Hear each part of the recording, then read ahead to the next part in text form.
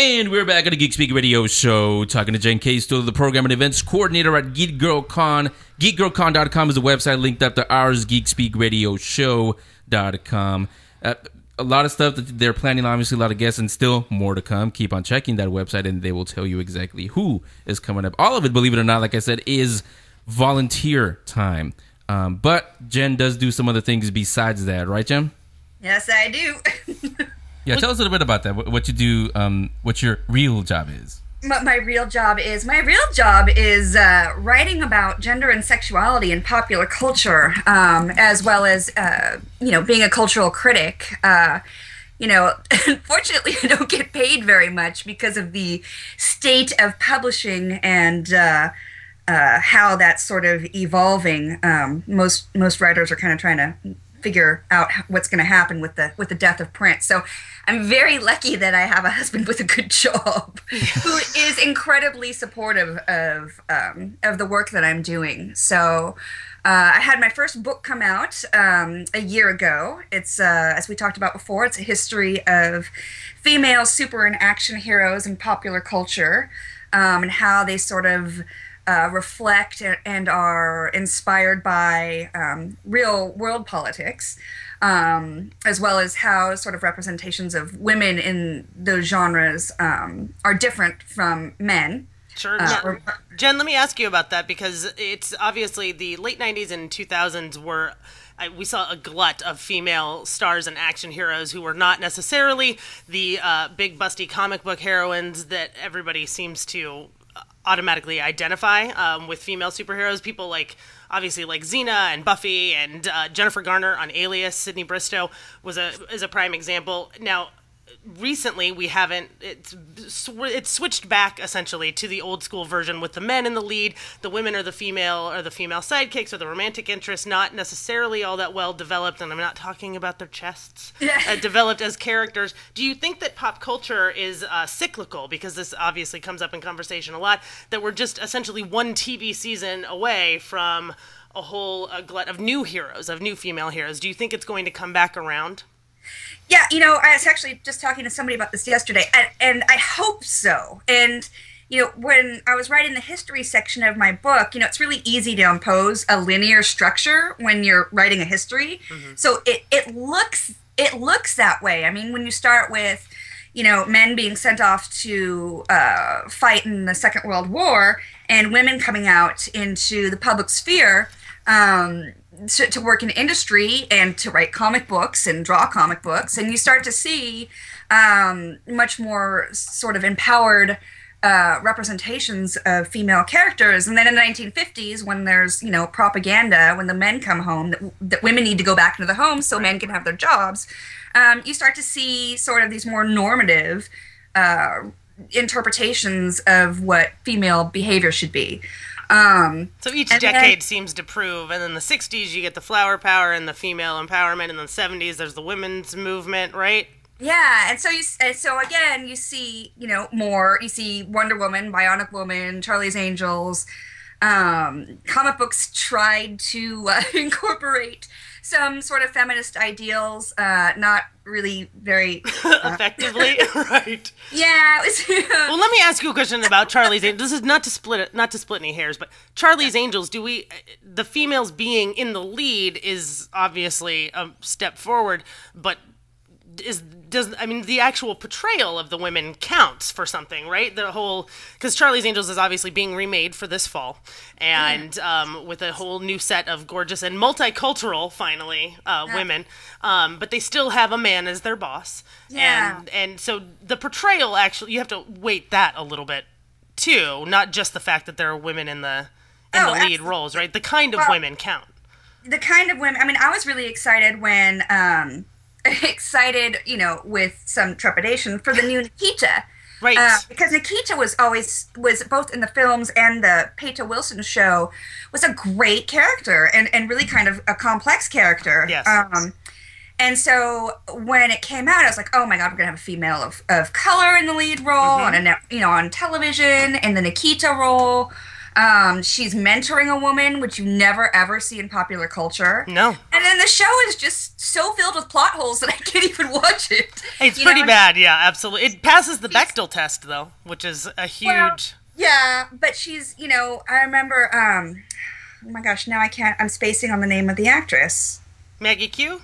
Maggie Q. So when she was at Comic-Con last year, she was saying that she'd read the scene in the pilot where she's wearing the red bikini. Oh, yeah. And she says, I don't want to be that girl. And they said, okay, well, we'll come up with something else. And so costume design comes back with a red bikini with a string. It's a red one piece that goes there with a diving V down to her belly. And don't get me wrong, she looked amazing. And then she proceeds to kill somebody in a bikini, which is in itself defies physics. But yeah, absolutely. So so we agree that the portrayal of women, what kind of women they are, actually matters in the media. Oh, absolutely. And, and Charlie's Angels is silly and cheeky. I mean, both the movies and the original show. But it's, you see women working together, which you really rarely see. They're more concerned about their friendships than they are about their relationships. Right. And so, I mean, there's no there is no perfect piece of pop culture. No, that's true. that and I think that it's important to ask the questions. I mean, you can enjoy Nikita and you can enjoy the aspects of female friendship or female mentorship and still be like, oh, why is she wearing a bikini? Absolutely, because it's Hollywood. And we're talking to Jen K. Stuller. She's the director of programming for Geek Girl Con, as well as, obviously, a quite adept media analyst, writer, feminist author, all of the above, correct? Yes. It's speaking from experience, it's a very schizo kind of existence, being a fangirl at a convention. I've been to Comic-Con, I go to WonderCon every year. The women working there are either plugging away at the indie publisher's booths, you have to go along and they're all wearing their turtlenecks in the indie publisher aisle, or they're half naked and they're selling swords to men, which obviously is a valid lifestyle choice if that's what you're looking for. But how do you feel? I remember when the Twilight cast went to Comic-Con a couple years back, and obviously the huge onslaught of 14-year-old girls that show up to scream about Robert Pattinson actually made a lot of people pretty angry. Like, oh, you're not real geeks. What are you doing here at our convention? And that's obviously mostly girls. So how do you feel girls in general are received at big, huge conventions like Comic-Con, WonderCon? Are we seen as interlopers, do you think? Is that where some of the idea for Geek Girl Con sprang from?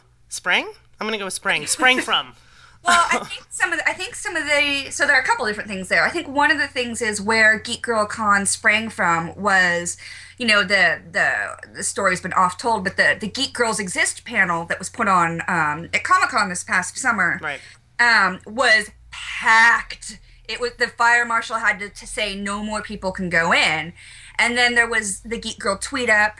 There was the Girls Gone Genre panel. I was on the Where the Action Chicks panel. And so someone said, well, when are we going to have a con? And everybody was like, okay, we have to have one. And it just sort of erupted that here at Comic-Con this past year, there were like 5 or 6 panels filled with solely women. Right. Versus like Gail Simone or Jaina Espenson being the token chick on the panel. Right. And so here, we'll have the token guy panel, but it's no offense, guys. No. And these two are total allies. I want to make sure before we get all up in the estrogen fest, I want to make sure that everybody knows Larry and Henry are obviously not two of the guys that I'm talking, but I'm talking about when I'm talking about going to a convention and getting the hairy eyeball from somebody. Yeah, no, and the thing is, I probably, I'm usually busy. I'm working myself when I'm there, so I'm probably not really paying attention. And fortunately, the men that are involved in Geek Girl Con, the men that are excited about it, my husband, the guys that are hanging around with Geek Girls are pretty enlightened dudes. Yeah. And they have not only a healthy respect for women, but for the complexities of sex and gender. There are a lot of guys that are coming and saying, yeah, I want to be part of this because I want to see this happen for my partner, I want her to be able to go somewhere and have a good time. As far as how the whole I wasn't there that year at Comic-Con where the Twilight brouhaha. Yes, the brouhaha. You know, I was really surprised by the vitriol. You know, my whole thing for programming at Geek Girl Con and for, you know, how I hope people behave is geek shall not judge geek. Exactly. You know? I may not like Twilight, you know, but regardless of what I think, there's this huge female fandom there that has to be respected and, you know, and nurtured a little bit. We want to nurture them so they grow up and actually maybe read Bram Stoker at some point. Watch Buffy. Right, yeah. I know. You know, and so I think that, like, hating Twilight is one thing. Hating Twilight fans is something completely different. And so there's definitely something kind of sexist going on there with people being like, you can't come take over my con. I mean, why can't 14-year-old girls go and enjoy themselves at Comic-Con? It's geek Christmas for everybody. I like that. It's interesting because it doesn't matter what genre you're into. It's always the old guard that looks at the newcomers with suspicion. I noticed it in geek cred, that kind of thing. I hate geek cred. Yeah. Sorry. I remember seeing it in '87 when the Grateful Dead got huge with their videos. I noticed it with Star Wars. You got the division between the old school and the new school. It happens no matter what. You can't avoid it, unfortunately. Yeah. Well, what are you going to do? You know what? We're all one big happy family, and we should just push our glasses up on our noses and go, and just get along. I do have that's good. Right? I think there's a mantra in there somewhere. We might testify. We might have to work it out a little bit. Okay, I do have two entirely purely selfish questions for you. Okay. Can I tell you before you do that? Can I tell you a story just relating to your last question? Yeah.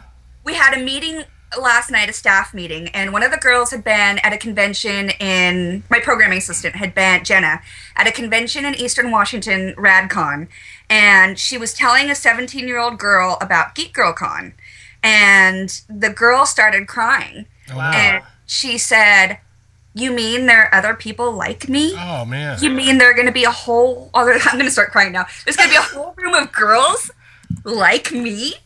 You know, and that's a really powerful statement about what Geek Girl Con means. It's pretty confounding. I hid my comic book obsession in high school because I was so obsessed with being, you know, what girls are obsessed with in high school. Being liked, keeping my friend, not setting myself apart from anybody. And now I have friends on Facebook who I was friends with in high school, or I was acquaintances with, and they were like, "How did I not know that you were into the new Teen Titans and that you know who Wolfman and Perez are?" And I'm like, I kept it under wraps. I know exactly how you guys feel. I hid my AD&D stuff underneath my Playboy stash. Porn's okay, but don't get into those dragons. It's okay. Here's my selfish question. Yes. How in the Sam hell do I not know about the Whedon Studies Association, and how can Mama get a piece of that? Because I need to belong to any kind of academic society that reveres Mr. Joss Whedon. I have a T-shirt that says "Joss Whedon is my master" now in Star Wars font, much to Larry's chagrin. Although I think you liked it. I do. Yeah, it touches me. Right. And how can people check that out online? I love scholar fan stuff. I just love pop culture so much. And the Whedon Studies Association it's amazing. I'm so lucky to belong to this community of people.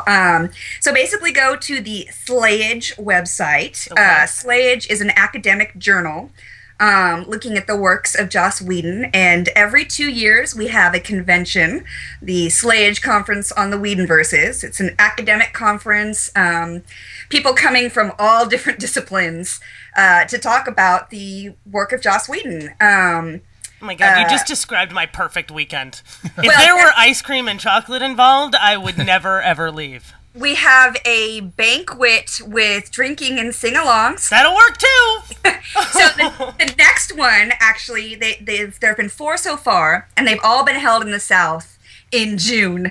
So we're pretty excited that the next one, in 2012, the 5th one, will be held in Vancouver, BC. Nice! So, yeah, come, join us. I gotta line up my passport before then. Yeah.